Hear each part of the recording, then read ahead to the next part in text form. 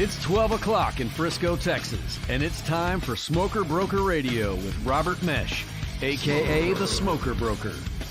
Robert is the owner of Small World Realty and has employed hundreds of real estate agents in his 17-year career. He has instructed and mentored over 10,000 real estate agents at the highly acclaimed Champions School of Real Estate and is considered an expert in Texas residential realty. Robert is also an advocate of true entrepreneurial spirit and has helped many to transition from corporate America into the world of self-employment. And now live from the studio to your world, the Smoker Broker. Hey, welcome to Smoker Broker. I'm Robert Mesh, and I'm the guy they call Smoker Broker. Happy Thursday. Hope everything's going well. Getting into the spring. Talked about we had summer season or spring season coming in selling-wise, but there really is no such thing in Texas because we just keep on going. It's really, there's been no fall or winter type of selling season. We've been in a strong type of volume for a long time now, and it's going to keep on going. Whether it's good or bad, we'll see. There are tons of articles you could read all day long talking about the theories. Some are conspiracy, some are regular, about where the market is going, where it's heading. And the honest truth is not one damn one of us know.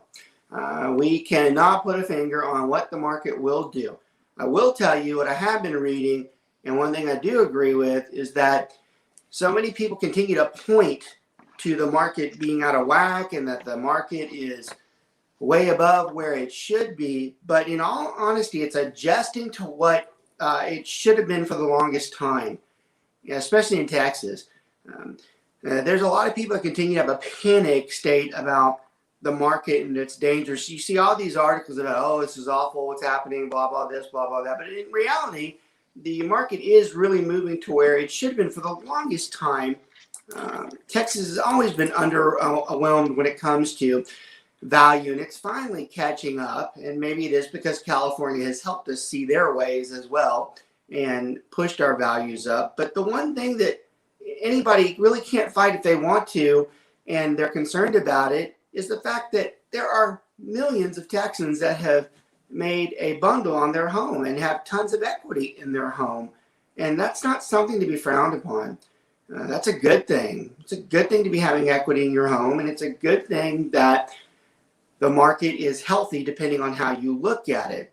And I've said this on many shows before, and I'm going to continue to say it until we're out of this, is that this is not like any market we've had previous where we are concerned about the market dropping or bottoming out or bubbling. Most of the time those markets happen or when the market's depressed, there's way too much inventory and there's no buyers and the interest rates are sky high. We have none of those. We have to where there's not enough inventory. We have where the interest rates are as low as they probably ever can be, and we have a line of buyers about 10 miles long. The buyers are depressed. And the buyers are depressed. Yeah, the buyers are depressed. There's some truth to that too. And that continues to push through that one way or another, those people are going to get a house at some point. It's just a matter of when. And when you have that type of scenario, the real estate market's not going anywhere. In fact, it should be the only thing that's dependable in this economy moving forward, especially as we emerge from COVID and get back to some type of normalcy. And it does appear we are getting back to normal. I'm probably more surprised than anybody. I really thought that a lot of the COVID restrictions would remain in place and actually maybe become a norm, throughout, but I don't see that anymore. I don't see that. I see this returning to normal here in the next month or so. We even have vaccination clubs in hubs in Texas closing. TMS is going to stop. They announced this morning that they are not going to have the full vaccination starting next month. They're going to finish the second rounds, and after that, you go to the doctor just like anybody else. So we have reached the reality that if you want to be vaccinated, you can anywhere in this country. You probably can go to your primary physician and get that done. Most of the grocery stores even have it at this point. So we really have, immersed into a flu-type based scenario where we have, they don't call them boosters, but they might as well because that's what's going to happen. And every public place that you see right now is returning to if they haven't already returned to a norm, they're slowly doing it. If you've noticed in the last couple of weeks, the instructions in a public domain are something like, whereas before you had to have a mask on, those places have kind of moved to, we strongly suggest you have a mask on. Then you have some places that say it's your choice whether you have a mask on. And then you see some that are backing off their procedures that they've been doing. Like I've noticed some of the places, they've stopped doing the temperature, which I don't know why we ever did that because it didn't matter anyways, especially the fake temperature. That's been my favorite of the entire COVID. There's been a lot of hypocrisy in COVID, but my favorite is the fake temp. That's where someone does this and doesn't even look at it because they have no intention of telling you you have a fever or you can't go in. They literally do that so you can walk. Those are coming to an end. And I really do believe as we get to July, maybe even June, we are back to as normal as we can get. Maybe a smaller workforce, maybe a decreased workforce with decreased workspace. I think that's the last thing that falls through with COVID is what is the end result in the commercial space? How many people have decreased their office counts? And that's going to be the one last thing to look at. But I think once we pass that, we go back to living our lives as to what we deem to be normal and worry about the, normal things that have always scared us, whether we have a heart attack, whether we have cancer, whether we have, things that are hard to stop, which honestly, those should have been things that have been scary the entire time, even through COVID. But it does look like we're going to get back to some type of normalcy. It'll be interesting to see how the economy pans out, where it spans, where it goes. Does it grow? Does it fall? Everything in real estate is connected to that. The hope becomes that real estate drives it and holds it at center core because it is the one most reliable piece of an asset you can have that will continue to thrive most of the time and in most markets, which is why we like being real estate agents, which is why we like practicing in real estate, because we do believe it is one of the most stable inventory investment type of things you can have when you start looking at cash, when you start looking at investments, mutual fund stocks. The one constant in this country has always been housing.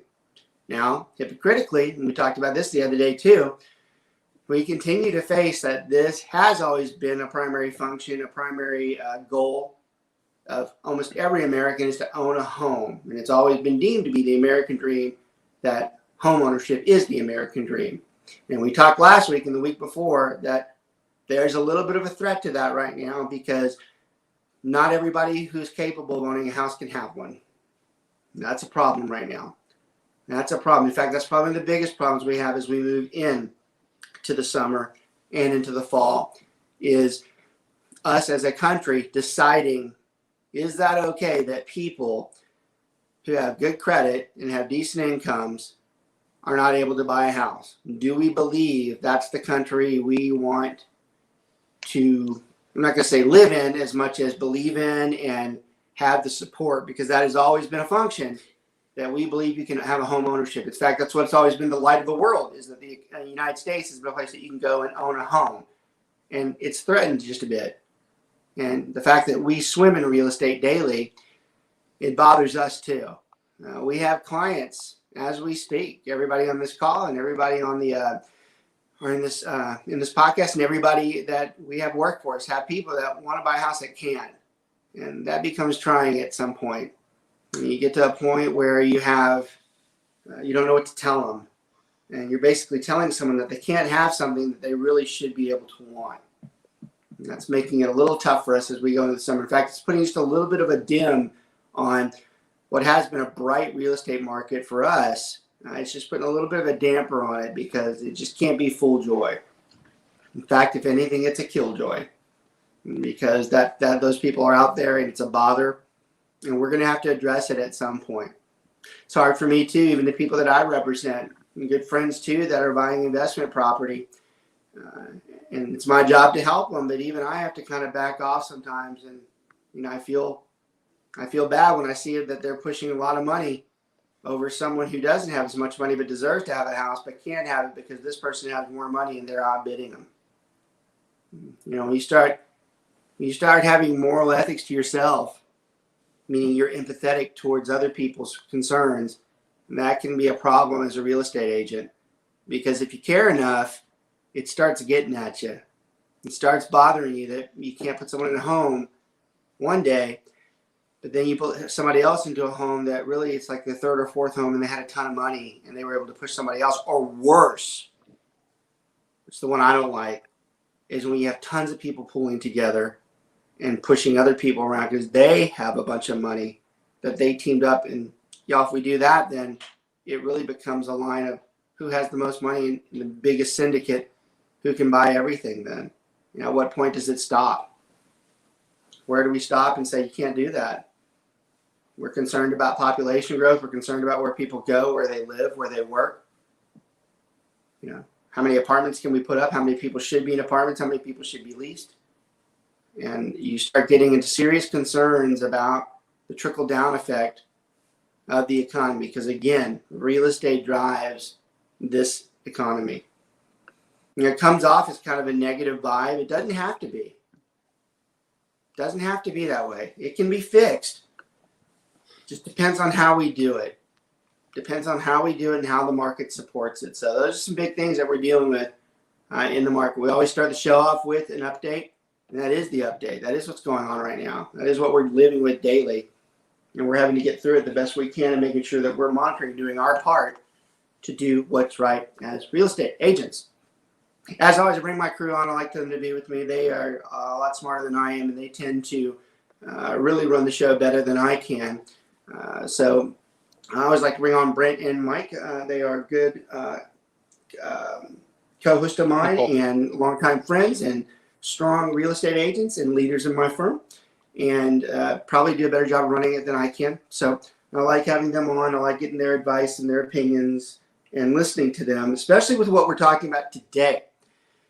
Today is going to be a subject that probably gets watched quite a bit amongst the agents, especially the newer ones, because it's probably one of the most misunderstood subjects when it comes to agency, but not the agency topic that we usually talk about. This time we're going to be specific.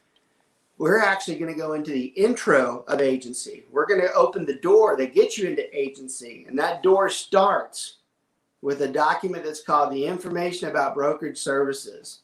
You can almost, a lot of people mistake it for IBS, which it's not. It's IABS. The A is important. If you don't have the A, it gets concerning to everybody else. As usual, with the Texas Real Estate Commission, Texas Association of Realtors, they choose to have long names. That document is nothing short of being an agency disclosure. You said someone wanted to call it a long-ass name to make it popular or professional. I don't know. But in the end, it is an agency disclosure. And it's significant to understand the laws of agency. Now, we have people that do watch the shows in other states. Most of our audience is in the core major cities of Texas, but we do occasionally have someone that, especially inside the Keller Network, this gets pushed to a lot of the people in the Keller Williams Network, and a lot of them follow us and they see us from other states. So this is going to be a little bit of a different conversation. For those of you who are in different states, this is referring to dual agency. We're kind of talking about getting into dual agency and the understanding of what can you do in dual agency, what can you not do. This document is kind of spelling out the rules for what can be done. So you have something similar in a lot of states, but we're one of the few that actually spells it out, like literally. Now, if you're an academic in agency and the IABS, it's actually fascinating to see how we got here. Well, you're like Marco Rubio with your sip of water.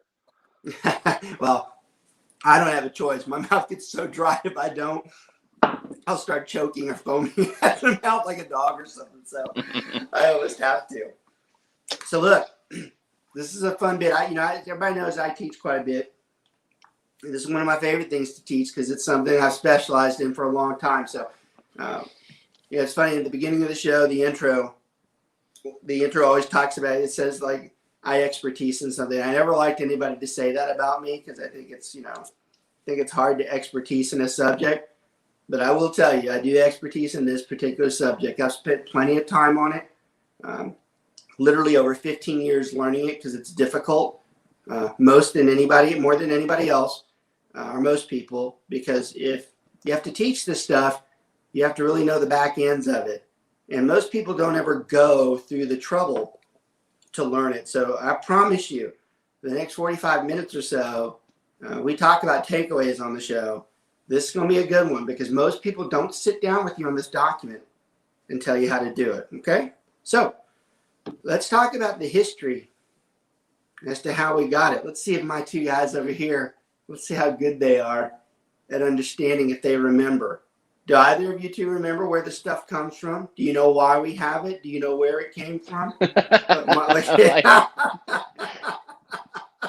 don't know if that was intentional or not, but it's funny if it was. Well, y'all remember it all? Well, are we going back to? This is not something I've ever taught y'all. Well, are we talking about the history back until, was it 1990? That's good. 94?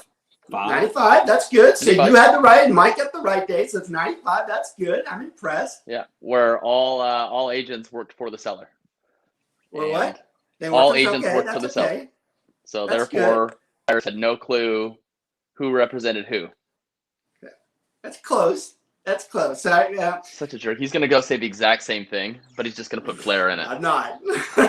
It's going to change one word. I'm super impressed with both of y'all because No, you're not. That is not something I would expect y'all to answer because you really have to have studied it for quite some time to get it. But I'm super impressed that y'all had the gist of what it is. So let me give you the technical definition of what they were trying to say pretty much in the same way. So up until 1995 in the state of Texas, most people are surprised by the fact that there was no such thing as a buyer representation agreement, meaning anything prior to 1995, every deal that was done, you were never technically represented by an agent if you were a buyer.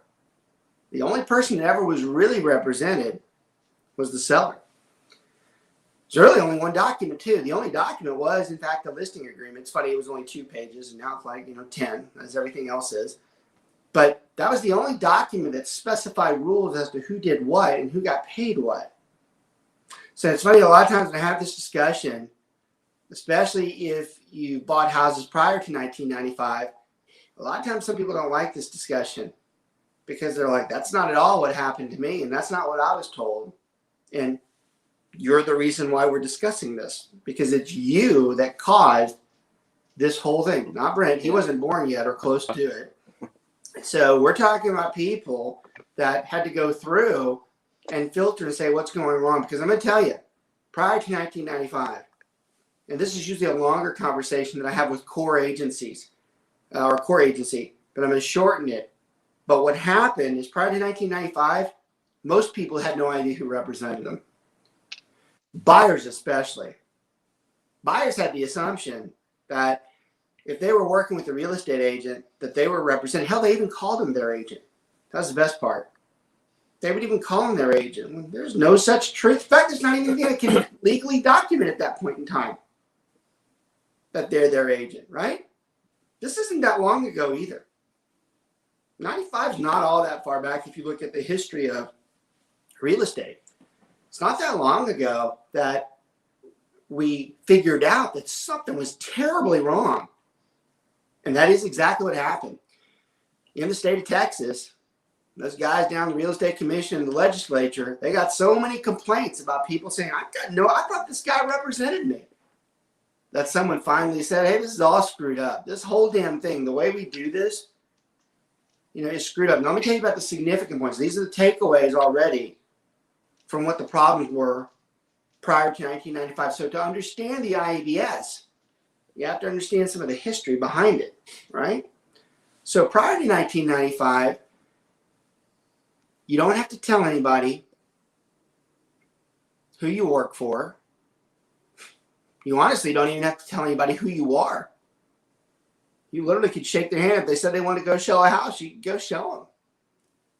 There's really no rules in place. There's no buyer representation agreement.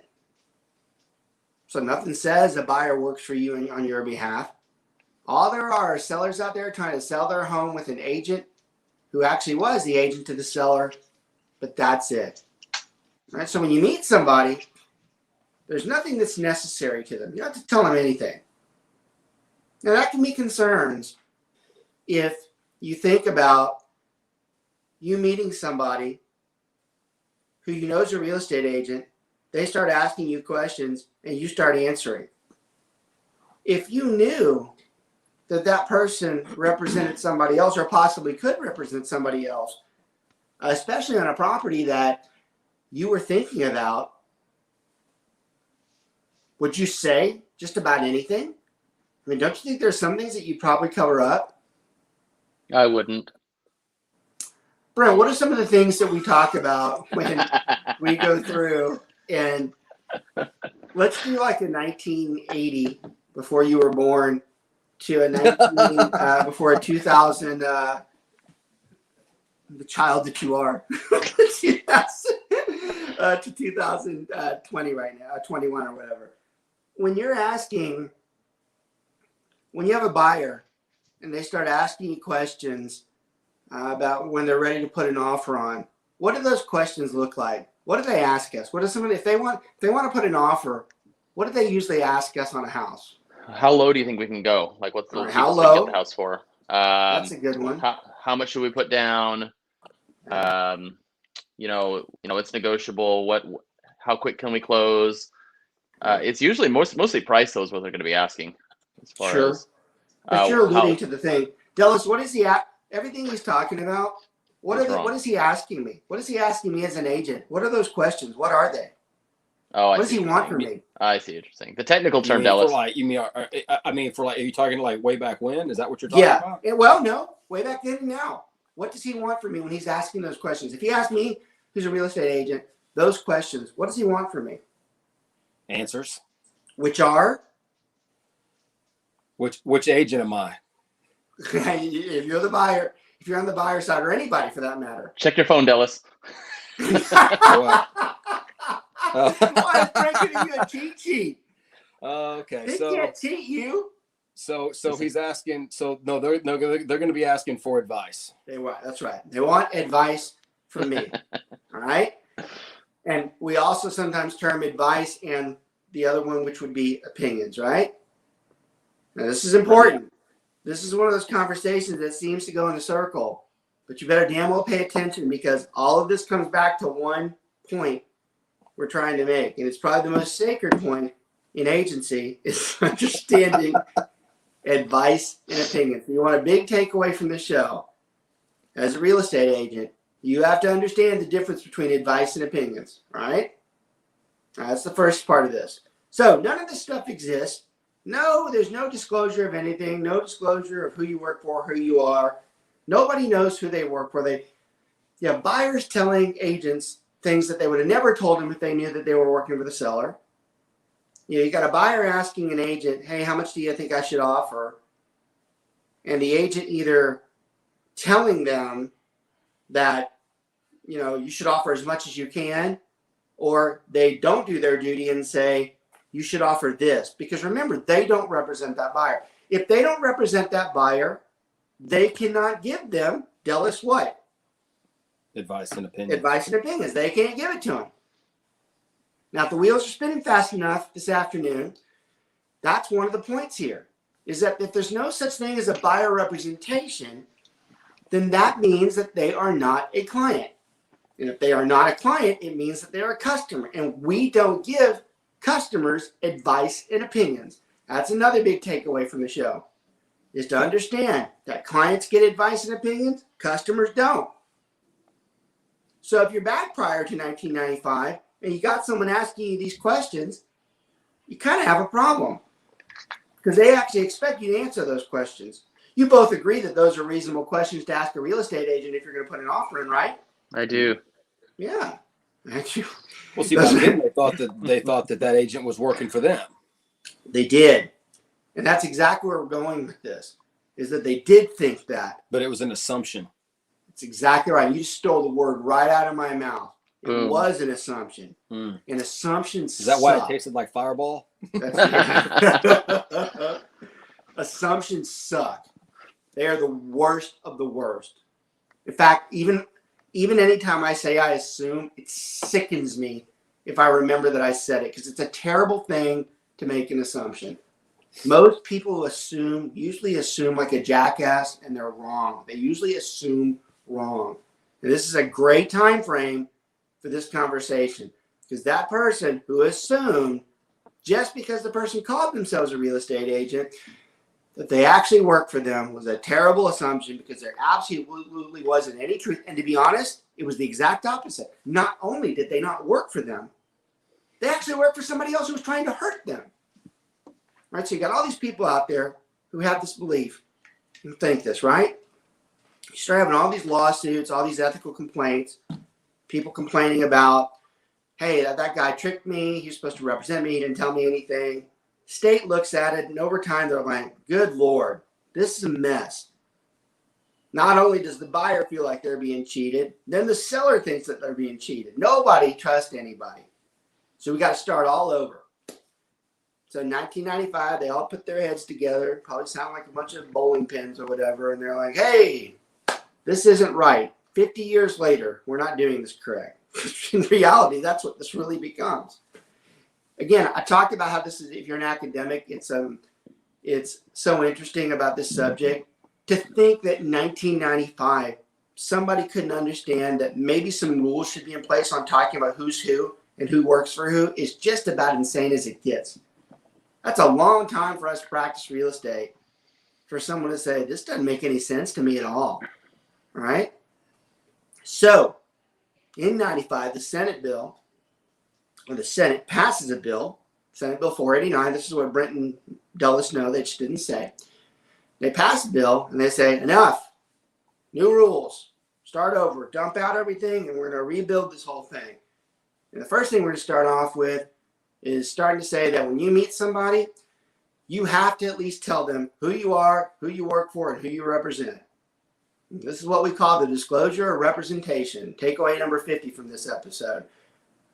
When we meet somebody, we're not talking about substantial conversations. We're just talking about general real estate. When we meet them the first time, we have to tell them, hey, my name's Robert Mesh. I work for SWR at Keller Williams. I need to let you know that I represent the seller, if in fact I do represent somebody. And if there's no representation there, you still have to tell them that you're a real estate agent and who you work for. That's what we call the disclosure of representation. Simple enough, right? Doesn't exist prior to 1995. You didn't even have to tell somebody that. Most people did, but they didn't have to, right? But the second one, which is the focus of the show, was the disclosure of agency. And the disclosure of agency is, in fact, the information about brokerage services. Those of you who are still taking the test, that is a great test question that's missed so many times. When somebody asks you the question about agency, and everybody says, oh, it's the IABS. But then you go to the answer, the multiple choice, and there's no IABS. So you're like, oh, well, the question must be wrong. No, you just didn't know that the IABS is the same damn thing as disclosure of agency, which in fact is what it really is. It is the disclosure of agency, right? So they create this document that starts to talk about these problems that they had. They realized that enough people didn't understand. So they finally did create a document that, make no mistake, was extremely important. Sadly, it's not used the way it should be today, but they had the right determination to make a document that spelled out a few things. So the information about brokerage services, in its most sincere content, is actually looking at giving or warning a buyer or a seller that they have rights as a consumer. All right, Mike, what are some of those rights? What's one of them? What's one of the major things that we do as a real estate agent? There are several. Life, liberty, and the pursuit of happiness. That's not the one. They didn't put pursuit of happiness in the IBS. That's what I was going to say. You probably were too. What's one? What's one of the things that we do? What's one of the things that we do? In the IBS, what's one of the things that's hinting at that we might do for them? Oh, well, I mean, we're going to help them. We're going to help them buy. There you go. Or all right, sell. that's good. It took him a long time, but he had the first one right. Yeah. That is correct. We're going to help him buy. All right. And his simplistic answer is correct.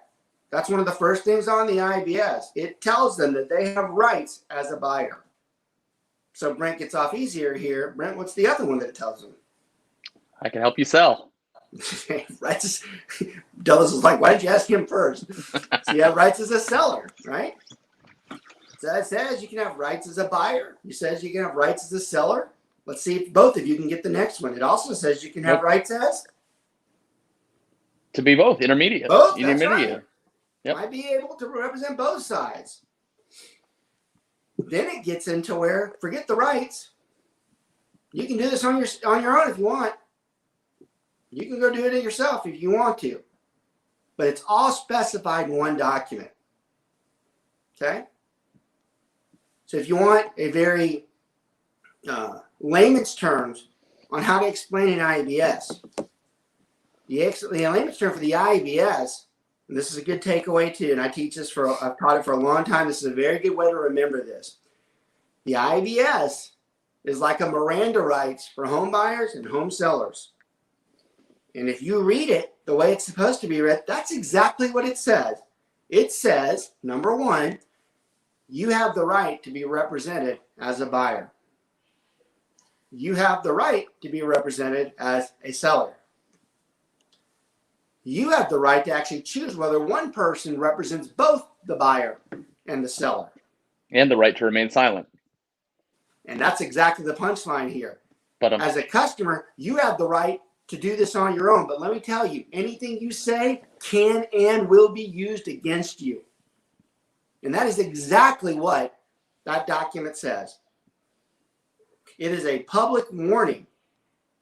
And basically, if you ever watch Back to the Future, it's if I were you, McFly, I would go get somebody who knows what they're doing.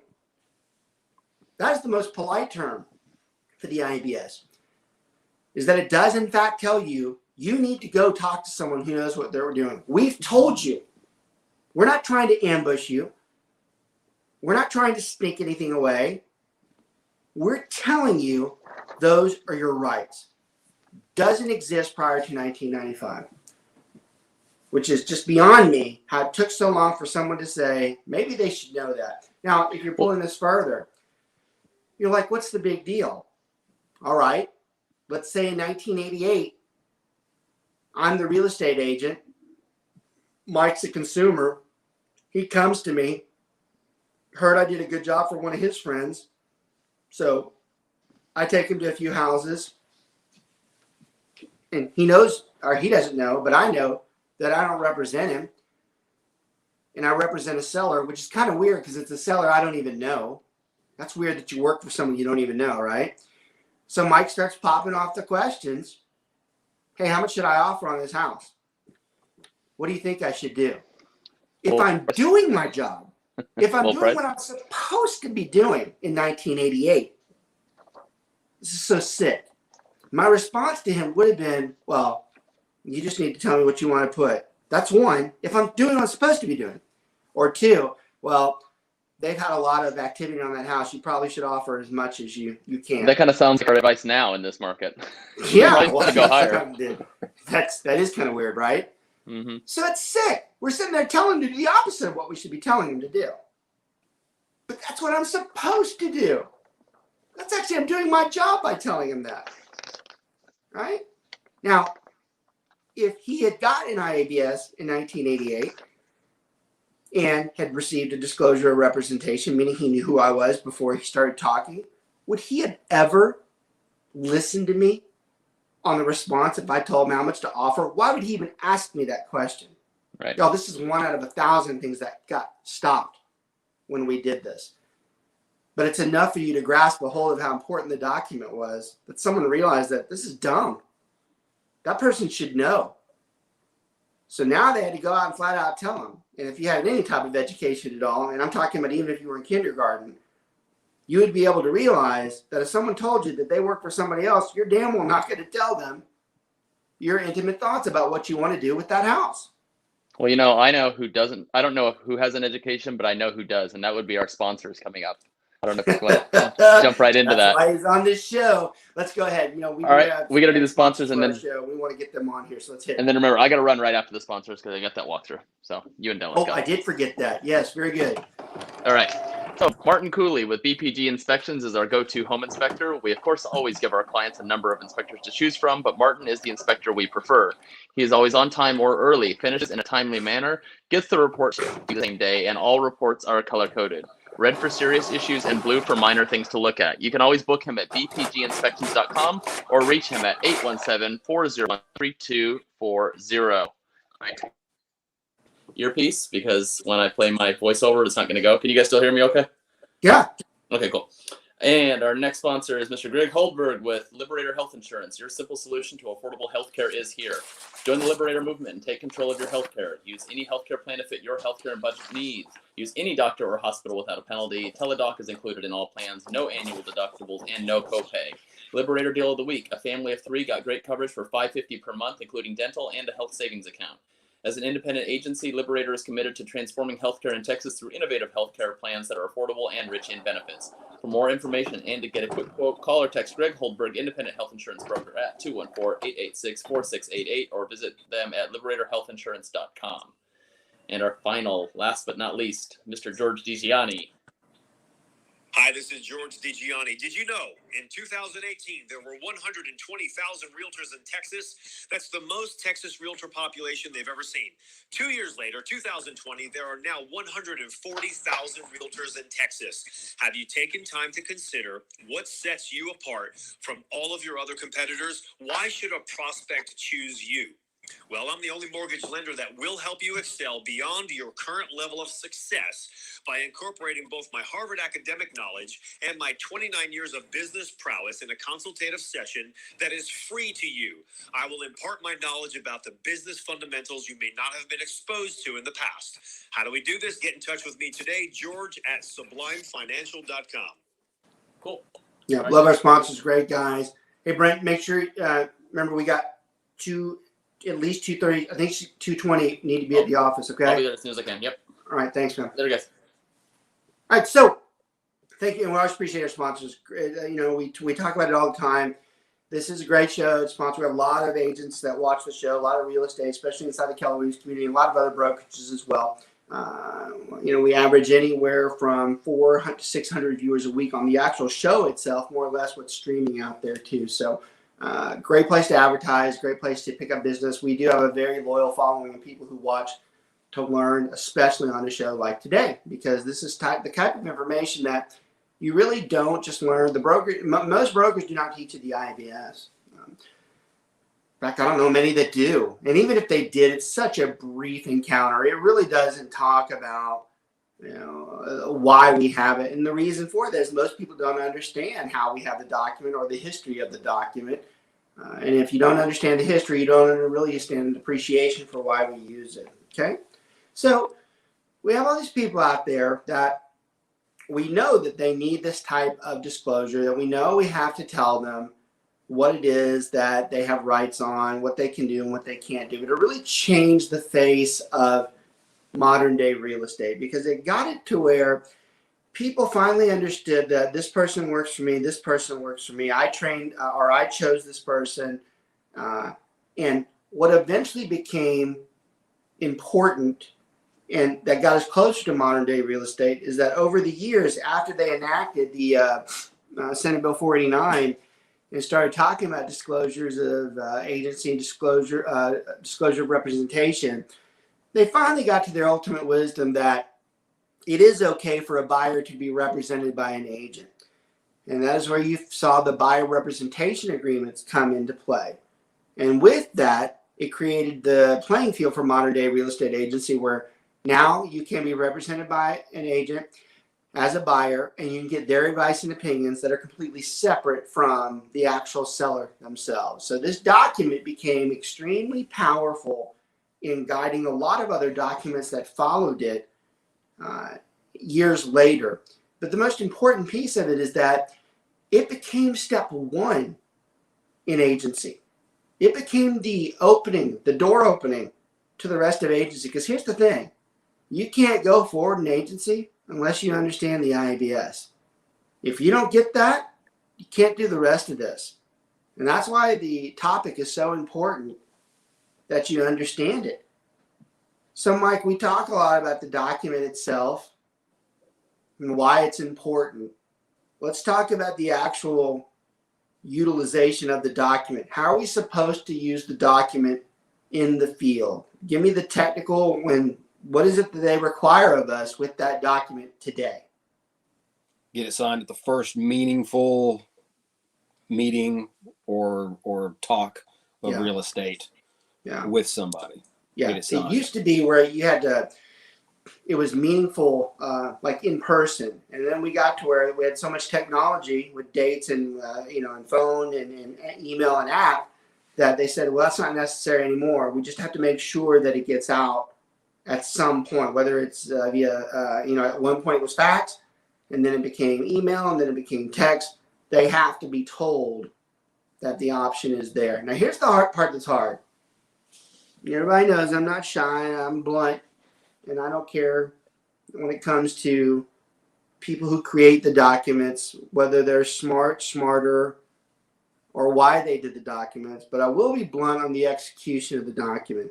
And there's not a soul on the face of this earth that can argue with me about it. It's going to convince me that this is right. They say, just like Mike said, that the document is supposed to be presented on the first meaningful conversation. This is a great takeaway for all new agents. Hell, it's a great takeaway for new agents and existing agents, because even the existing agents don't understand. What are you supposed to do when you're in the grocery store and you have your name tag on? And if you're a good real estate agent, you do that. And somebody asks you, hey, I saw your name badge. I think I know you from wherever, and I know you live in the area that I do. I'm thinking about selling my house right now. It's in this subdivision. What do you think maybe it could sell for? Those are trigger terms for someone who is initiating your advice and your opinions. And when they start initiating comments like that, per the state, we are supposed to tell them of what their rights are. We're supposed to tell them who we are, who we work for, the disclosure representation, and then we're supposed to present to them that they have rights as a buyer or a seller. And this is where this conversation gets weird, because there's not a soul out there that thinks that that's normal to be talking to someone that you just met in a store and say, hang on, before we go any further, I need to give you this document that looks pretty damn litigious, and you need to read it before we talk any further. There's no one. And sign it. And sign it. And I love how you said that. It's voluntary whether you sign it, but we have to suggest that they sign it. We have to tell them, hey, look, we need to know that you got that. So he's right. So how does that look? So for the longest time, when we teach this and we joke about it, literally the scenario would be when that would happen to be, hang on for a second, I need to stop you. And then to reach in our shirt and pull out an IABS that was just randomly on us, on our persona, and say, you need to read this. All right? It's just weird. It's just weird. Most average people would be like, get away from me, and never talk to us again. So that was a dumb conversation, how that would work out.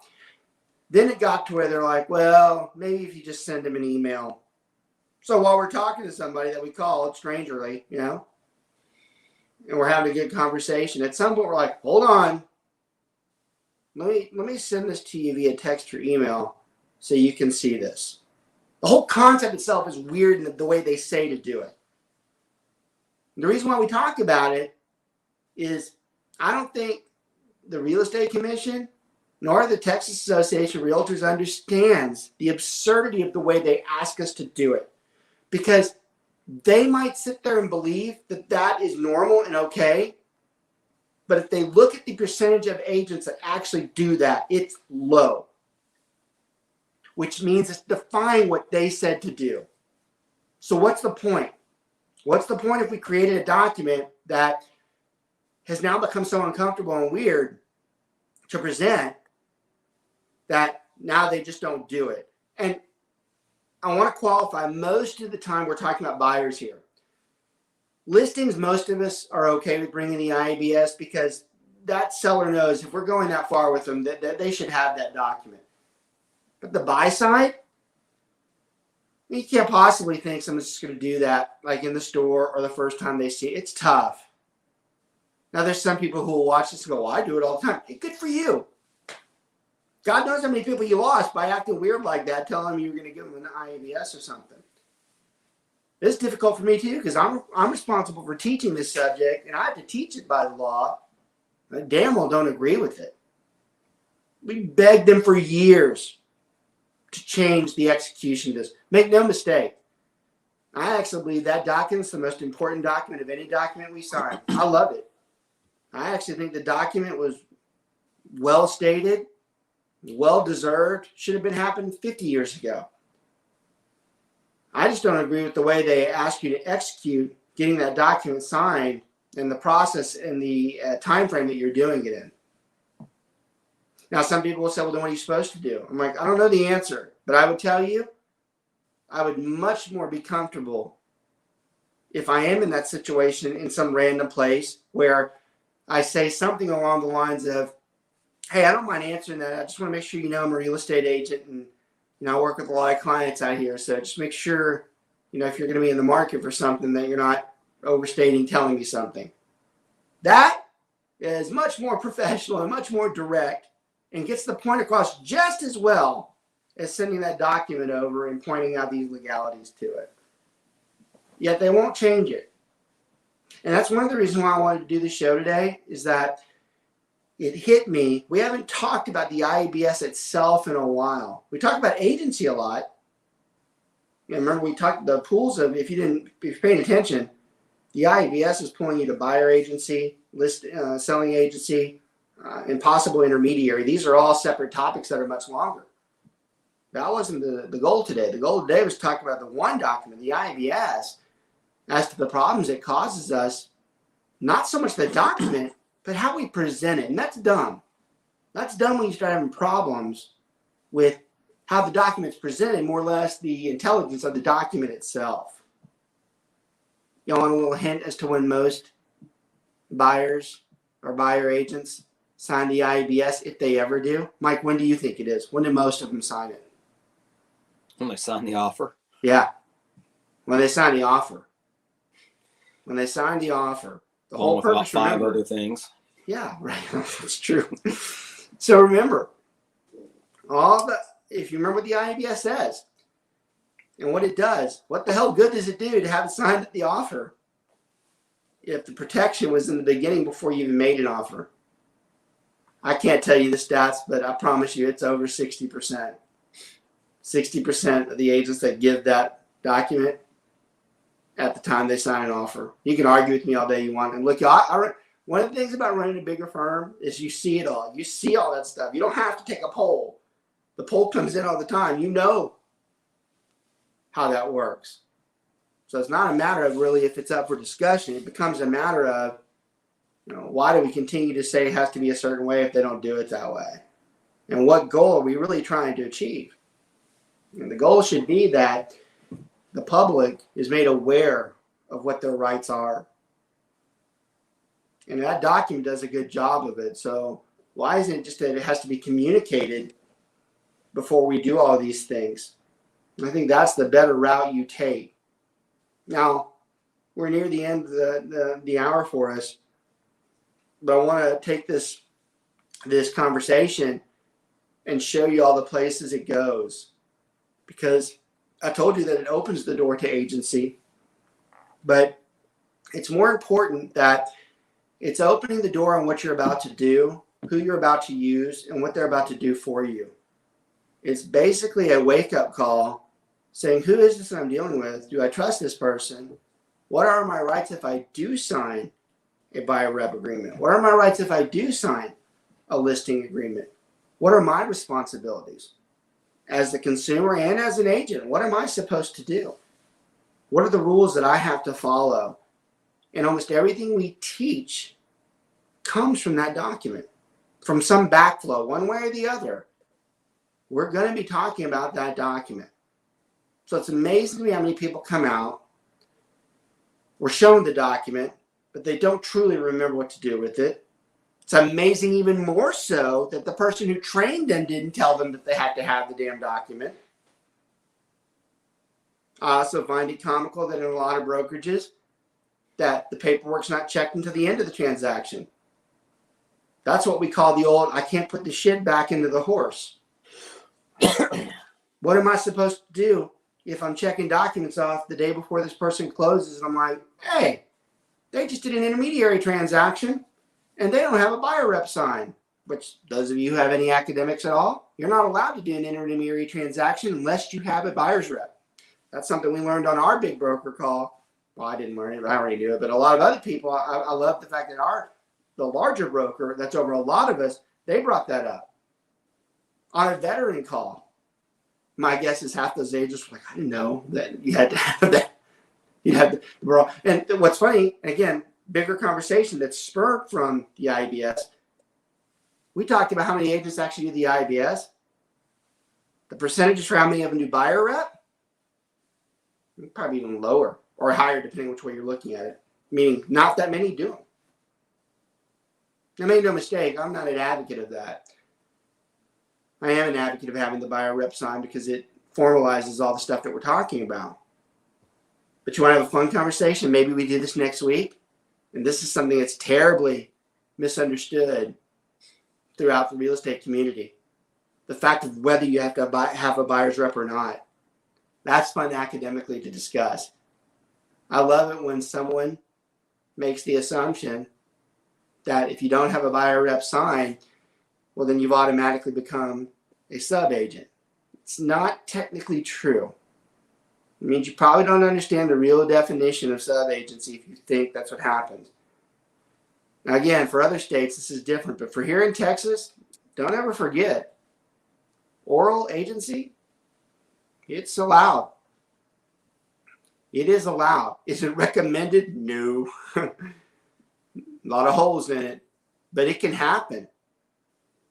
And if it can happen, as long as certain things are said, which we'll talk about in another show, you very well could have a representation with the client without having the document. And again, we do not encourage that. We encourage the buyer reps to be signed, the listing agreements to be signed.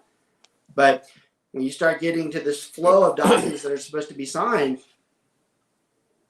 you'd be surprised how often they are and when they do, if they ever get signed. And this is all important for you because this is laying down the legal foundation, the litigious foundation of real estate, where most agents get in trouble because they didn't rightfully represent the client. They didn't tell them everything that they were supposed to know, which should be your most sacred vow to any client, is that you have the expertise, you know what it is they need to know, and you've told them. Yet here we are having a conversation that it doesn't happen as much as it probably should. So that's something to think about. Now, y'all, that's a very thorough review of the IBS. Now, I know that that should be useful for a lot of people because I know in most brokerages, this is not a document that's shared very often. In fact, when I push this show off like I always do, at the end of the day saying you should watch this one, I'm going to flat out say, hey, look, if I were you, I'd watch that. And I would also, if I were you and you have friends, and you know they don't understand it, you might want to watch that. Hell, I would argue that any team leader or manager that watches it should say, y'all should watch this because this is a problem that we have, and there's not enough people that get on this.